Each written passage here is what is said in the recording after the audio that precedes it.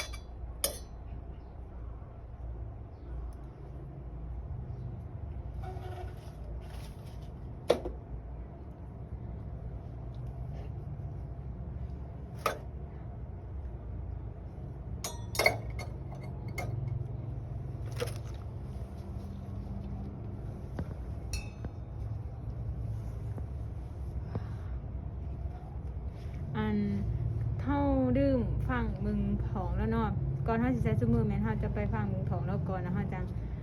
มาเกี่ยมกับอุปกรณ์เนาะเฮาลืมขั้นตอนนั้นเฮาขามมาเลยนะ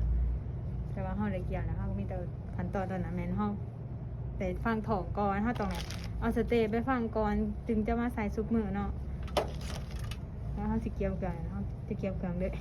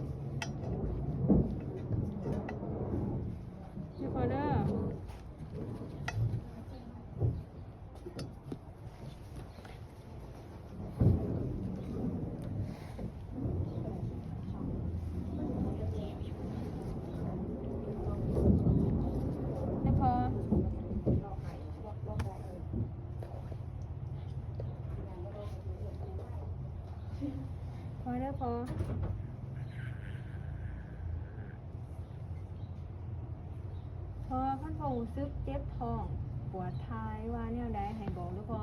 อาการขั้นปวดแห้งปวดเบาให้บอกเด้อเพราะว่าขั้นปวดคอยแบบอดกันไว้ก่อนเด้อพอแต่ขั้นว่าปวดแห้งขั้นอดบ่ได้ก็บอกลูกเด้อ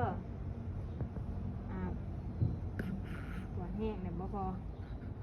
กันไว้ก่อนเด้อพอเด้อกันไว้ก่อนเด้อพอ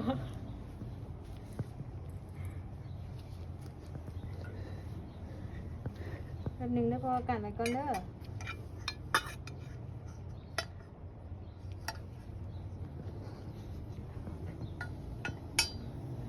กันไว้ก่อนเด้อพอเด้อเอาเด้อเด้อพอใส่ไปถึงพอรู้แต่บ่ได้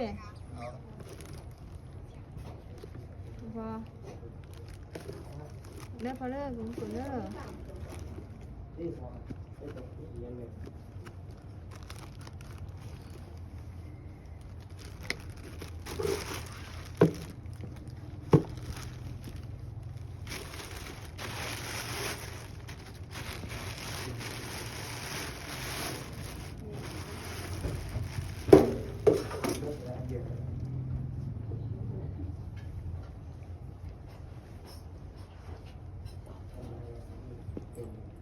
แล้วพอ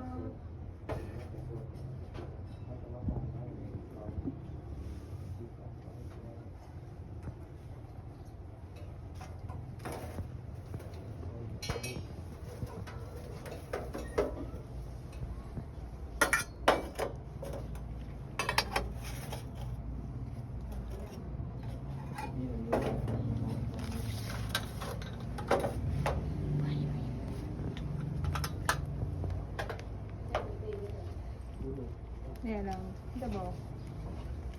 นี่นะไปล้างมือแล้วกันล้างมือ